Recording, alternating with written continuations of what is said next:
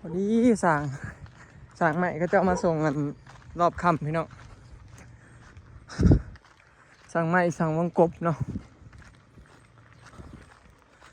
รถมาส่งนะตะกี้เขาเจ้าสิมาส่งบ่าย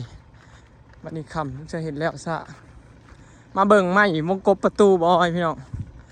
เนาะกับแป้นเนาะมียังหลายอย่างอยู่จะถ่าเบิ่งพี่น้องว่ามียังเนี่ยตรงตามแบบบ่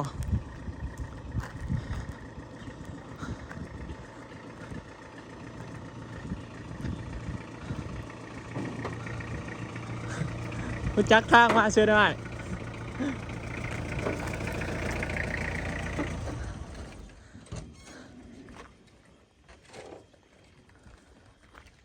แป้นกับไม้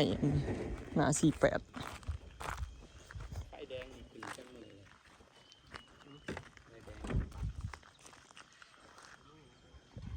มาส่งแล้ว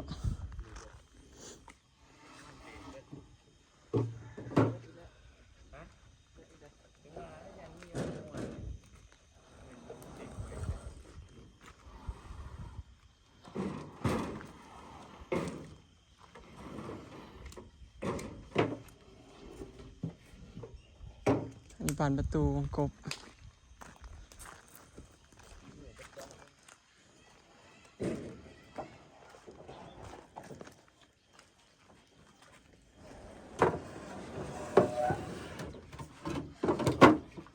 อันนี้ประตูหน้าต่างอันนี้ประตูข้างหน้า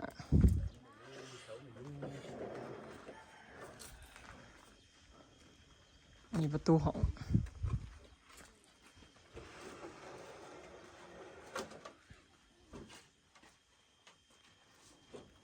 ประตูห้อง2 ห้องพี่น้อง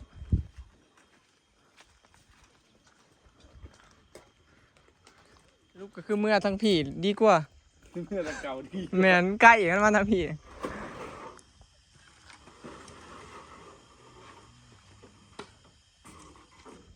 วงกบกะสั่งแล้วเห็ดเนี่ยเพราะว่ามันบ่มีในวงกบที่เป็นสี่เหลี่ยมตอนได้สั่งเพิ่นเห็ดให้แต่ว่าแบบที่บ่ได้สั่งมีเลยอยู่ในหาดเพิ่นแม่น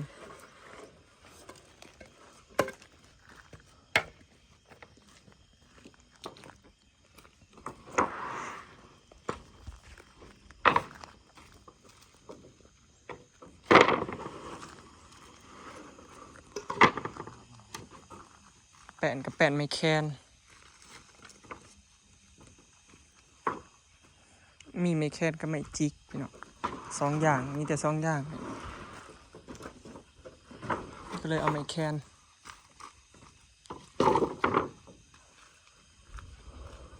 บอยซื้อน้ำเพิ่นรอบก่อนนะมาเห็ดตูบนี่นะรอบก่อนก็ซื้อไม้จิกตรง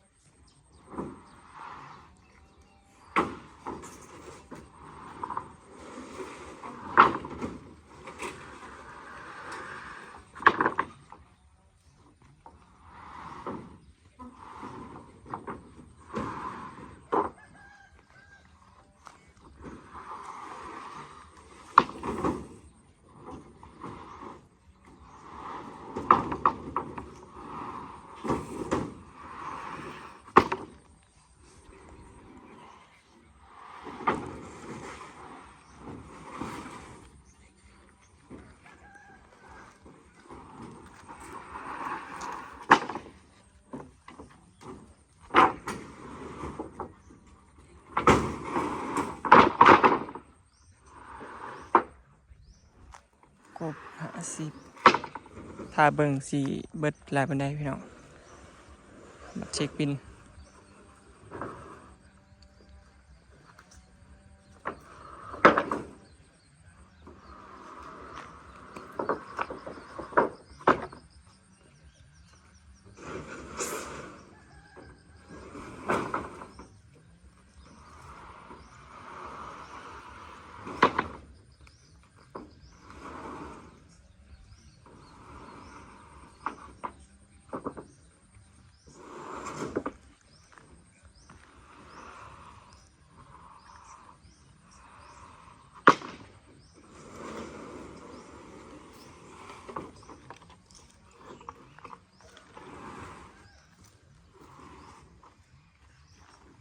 เดี๋ยวสิเบิ่งก่อน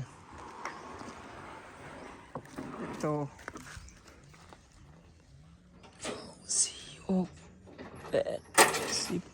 12 14เสร็จเบิ่งคลองแล้วพี่น้องแป้นไม่แค้นเด้นี่เส้นละ210 บาทตะกี้นะเส้นละ200ขึ้น10 บาทแผ่นหนึ่งต่อแผ่นพี่น้อง210 บาทเนาะบอยสั่งมา30 แผ่นตกอยู่ประมาณ 6,300 บาทพี่น้อง 6,300 บาท30 แผ่นไม้แคนเนาะมีไม้แคนกับไม้จิกดงแหละบ้านเฮาบ่มีไม้อื่นแล้วบอยก็เลยเลือกเอาไม้แคนซะและ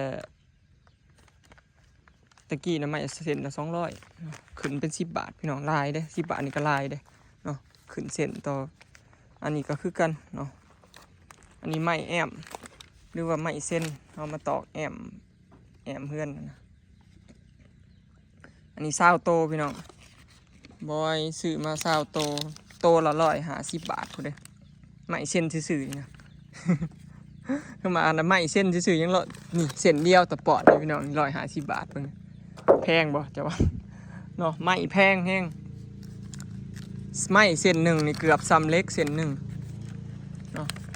เล็กเส้นหนึ่งหนา48นี่ประมาณ200หน่อยๆเนาะเกือบซ้ำเล็กเส้นหนึ่งเลยแพงไม้แพงซุมื้อพออีหยังก็แพงเนาะอันนี้20 โตพี่น้องสั่งมาสรุปขาดจ้าบ่ได้ไม้อันนี้ไม้หนา15นี่มาใส่คานเฮือนนี่บ่ได้ซับจักสิเฮ็ดแนวใดบาดนี้นี่มันยังบ่พอเด้อพี่น้องคานยังบ่พออีก3-4 อันนี่แหละนี่คานนี่สิได้ไปหาซื้ออีกแล้วพี่น้องไปซื้อเพิ่นเฮาบ่มีรถแก่อีกได้ยากใหม่เนาะจักเขาสิเครื่องเขาขาดเขาว่าเขาไปเมื่อวานนี่เขาไปเบิ่งหั่นน่ะบ่มีนอนพายเขาเจ้ามี3 สาขาเนาะมี3 บ่อนในเมืองหั่นนะบ่มีจักสาขาเลยแล้วก็เลยบ่ได้พี่น้องก็เลยบ่ได้ใหม่ตัวนี้ซ้ำบัดนี้เนาะใส่สร้างก็สิมื้ออื่นได้แล่นซื้อของอีกแล้วพี่น้องนี่แหละบ่ได้เมื่อยหยังดอกเมื่อยนำแล่นซื้อของนี่แหละเวลาเฮ็ดเทือนไอ้นั่นอันนี้ขาดบ่พอเนาะ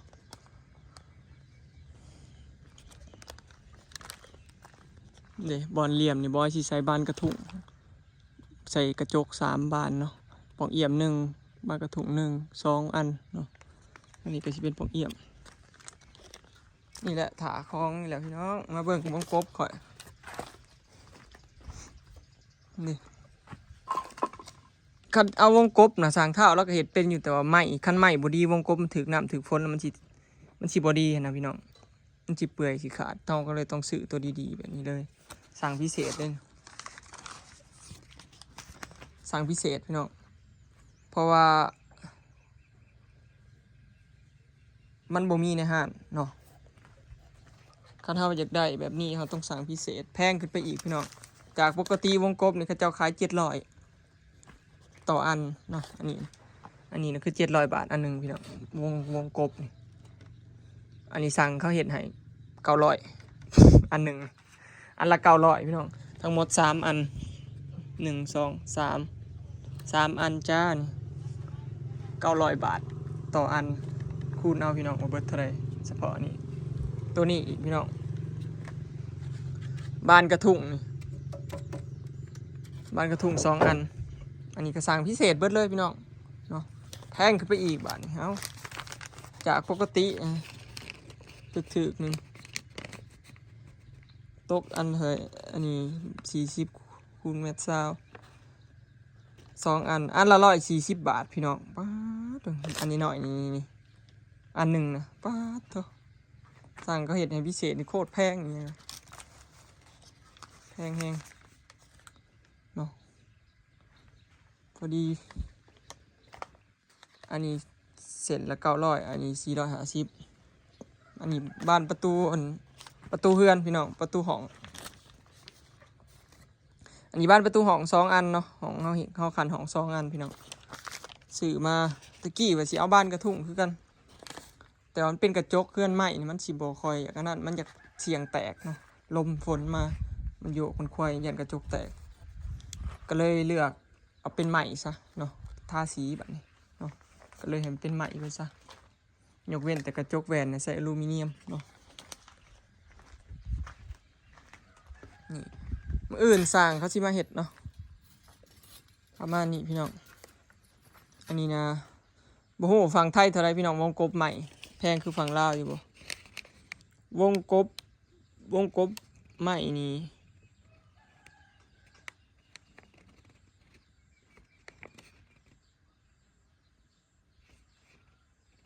80 คูณ 2 เมตรกว้าง80 2 เมตรความกว้างน่ะ80ความสูงน่ะ2 เมตรพี่น้องประตูอันละ700 บาทพี่น้องวงกบราคาฝั่งไทยแพงคือกันกับฝั่งลาวบ่พี่น้องเนาะบอยไล่ให้เบิ่งแต่ละราคาคือกันอยู่บ่ไม่แต่ละเส้นเนาะอันนี้นะวงกบนี่อันละ700 บาทบ่ได้รวมประตูเด้ลูกบิดอีหยังบ่เกี่ยวเนาะมีแต่วงกบหลอนๆนี่อันหนึ่ง700 บาทจ้าอีหยังก็แพงพี่น้องไม่แพงอีหลีสรุปมื้ออื่นสร้างสิมาเฮ็ดเนาะบัดนี้ยังเหลือแต่ไม้อันนี้แล้วบ่มีสิแล่นๆไปซื้ออยู่บ้านได้แล้วบัดนี้หาเลาะซื้อพี่น้องอยู่ปักซองเบิดปักซองบ่มีเด้อพี่น้องเบิ่งมาแล้วขาดเขาเจ้าว่าบัดยามมันมาเขาเจ้าจังสิโทรบอกเพราะว่าจักยามใดบัดเฮาบ่อยากเฮ็ดเอาถ้าเบิ่งพี่น้องเดี๋ยวปรึกษากับสร้างอีกมื้ออื่นว่าสิสร้างสิมาปูแป้นให้มันแล้วเนาะแล้วจังสิแอมคันว่าไม้อันนี้มาซ่าก็สิปูแป้นแล้วก็แอมซะก่อนเนาะจังเฮ็ดตัวนี้ก็ได้เนาะอย่ามันเดี๋ยวถ้ามื้ออื่นสร้างมาเนาะมื้อนี้หยุดเพราะว่าฮู้อยู่แล้วว่าเขาว่าสิมาส่งให้ตอนบ่ายเนาะเมื่อกี้และคิดว่าต้องค่ำแน่นอนไปแล้วค่ำอีหลีพี่น้องตอนนี้5 โมงกว่าแล้วก็เลยว่าให้สร้างหยุดซะเมื่อวานนี้สร้างเท้าก็ไปหาหมอเนาะมาเบิ่งบินพี่น้องเบิดเท่าไหร่กับบ้านหลังนี้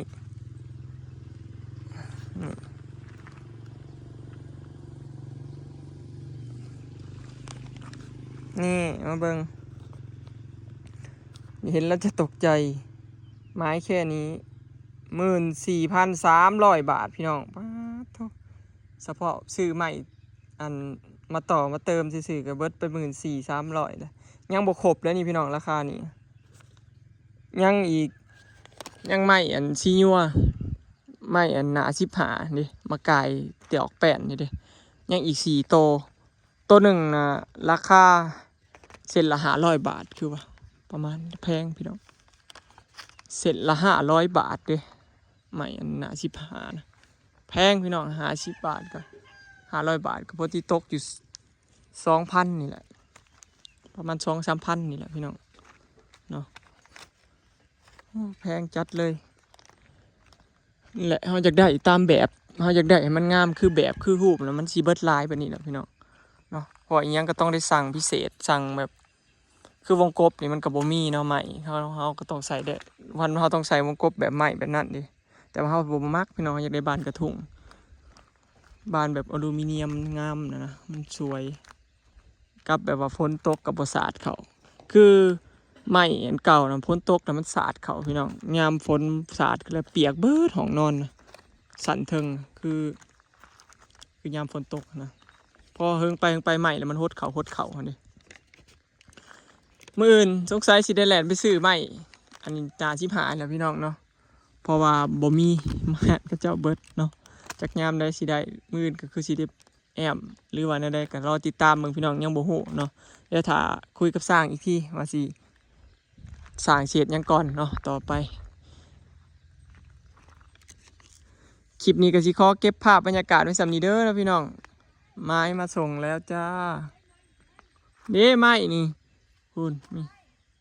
มีรอยมานะมาซะแท้อ๋อ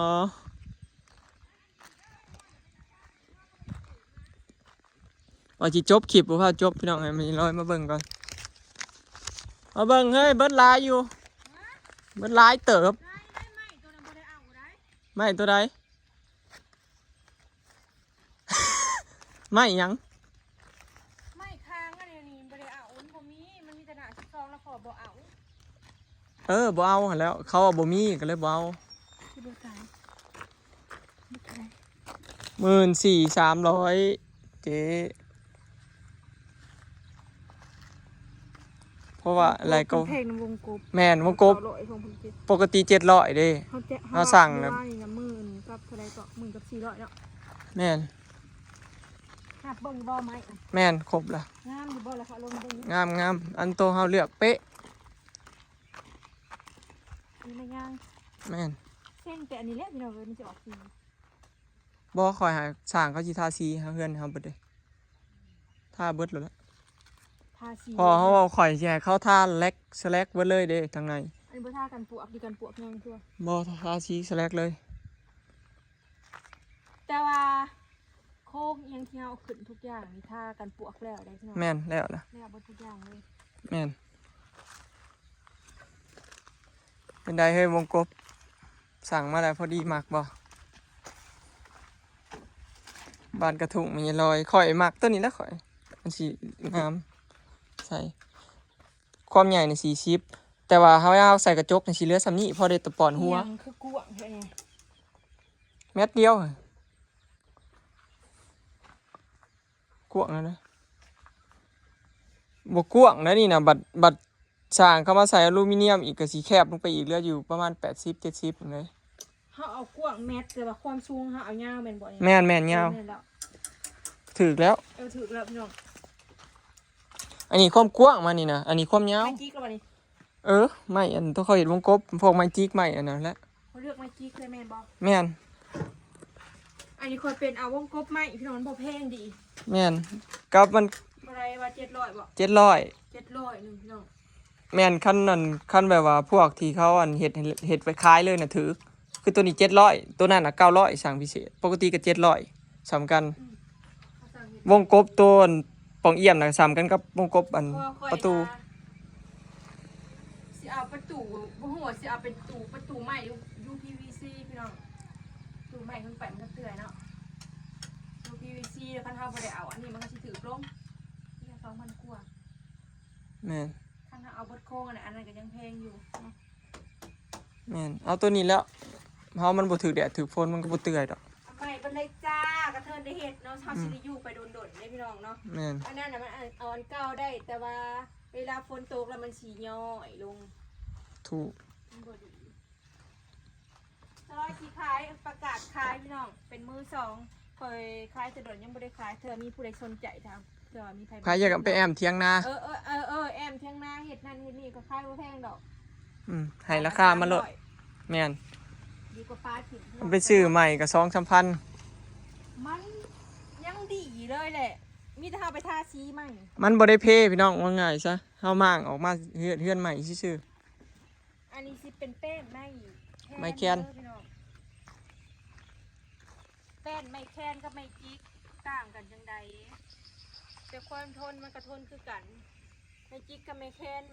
มันสิทน ๆทนกว่า ทนน้ำ แม่นทนน้ ทนฝนกว่าแป้นไม้จิก ำไม่จิกบ่แม่นไม่จิกบ้านเฮาได้พี่น้องเขาเอิ้นไม่จิกดง ไม้จิกโดง คันไม่จิกบ้านเฮาน่ะสิดีกว่าไม่แค้นอยู่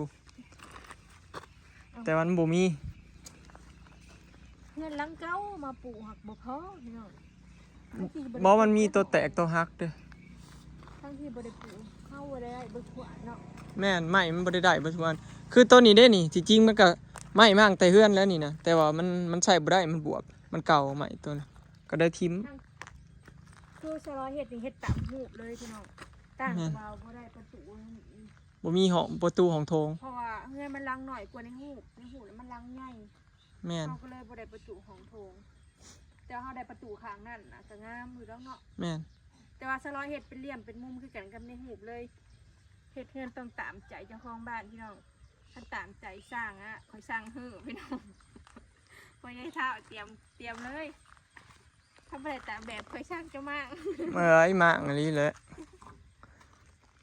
ปัญหาโครงสร้างพี่น้องปัญหาของเฮาก็คือย่านบ่ได้ตามแบบ แม่นเขาเฮาคิดยันบ่ได้ตามแบบที่เฮาอยากได้นั่นแหละเฮาส่วนหลายแต่ว่าพอเขาเฮ็ดออกมาน่ะบ่อนแจนี่เราเฮ็ดได้อีหลีโอเค แต่ว่าปัญหาของเขาเจ้าก็คือแบบว่าสร้างมันคนละสร้างสองคนสองสร้างที่ว่าหลังคาอันนี้นะเนาะเฮ้ยเนาะ แม่น ปัญหาของเขาเจ้าแบบคิดหนักนะพี่น้องเพราะว่าคันเฮาสิแปลงคันเฮาสิพลาสิแปลงแล้วผัดหัวเสาแล้วมันได้ตัดลงมาต่ำแล้วเด้คันเราแปลงทรงแล้วมันสิชั้นลงแล้วรัวได้ตามทรง มันสิ ในหู บ่งามแล้ว อืม แต่เราก็เว้าอยู่ว่าเราสิแปลงให้คำว่ามันหัวเนาะ ชะลอยนะบ่ได้คอยังหลายดอกพี่น้องคอแต่แบบว่าคันมันหัวก็มาแปะให้เฮาจังชับผิดชอบเพราะว่า มาแก้ให้ มาแกะหายจังซี่ชะลอยก็บ่ได้คอยังหลายคอแต่ว่าคันหัวการทับผิดชอบมาแกะ อื ให้ ม เฮาจังซี่คันว่าหัวนะบ่ทับผิดชอบบ่แกะให้กัน ตัดลงอีก บ่ไหวได้ บ่ความหมายที่เฮาคุยกันกับเราก็คือ เราบ่ฮู้ คันว่ามันบ่หัวก็บ่ตัดลงหันนะคันว่ามันหัวแล้วเขาก็สิให้มันเถิกลงอีกจังซี่นะเราว่ามันบ่หัวเราก็เลยบ่เอาแก้หันนะพี่น้องตะกี้เราสิแก้เด้แล้วพอเรามาเบิ่งมันบ่หัวดอกก็เลยบ่แก้นะ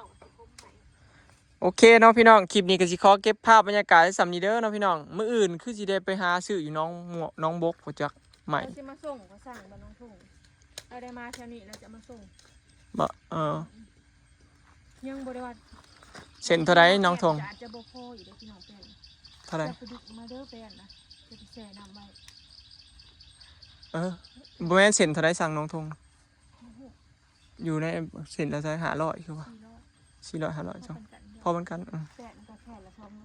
200 โอเคพี่น้องเนาะไปแล้วสบายดีจังไดก็ฝากเป็นกำลังใจให้เฮาสองผัวเมียเด้อพี่น้องความฝันเฮายังอีกยาวไกลอยู่กว่าสิแล้วเนาะไปแล้วสบายดีจ้าสู่ต่ออีก